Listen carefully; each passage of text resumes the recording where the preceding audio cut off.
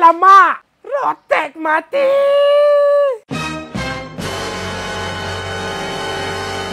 Apa yang kelang kabut ni?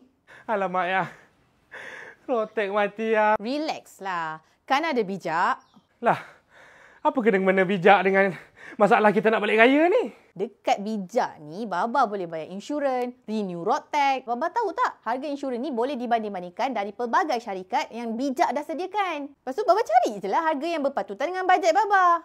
Senang kan? Nak banding-bandingkan apa lagi yang? Ya Allah, nak balik raya ni yang duit banyak nak pakai. Baba tahu tak dalam bijak ni, Baba boleh bayar ansuran serendah RM50. Takkan RM50 pun tak ada. RM50? Ya Allah, semua murah tidak tu. Ni Maya nak bagi tahu. Bijak ni dia sediakan towing 24 jam tanpa limit. Weh, baguslah bijak ni. Ya Allah. Dah lah boleh bandingkan harga. Boleh bayar ansuran serendah RM50. Towing pun ada 24 jam. Ya Allah, bagus bijak ni. Macam kepala otak mayam juga bijak dia. Dah tu, jadilah VIP dengan bijak. Tak adalah asyik nak mengharapkan mayam je. Ajak kawan-kawan Baba tu semua, suami-suami kat Malaysia ni jadi VIP dengan bijak. Dah tu, buka kereta tu. Maya nak tidur. Buka aircon semua Panas ni. Penat dah mengemas beg daripada tadi ni.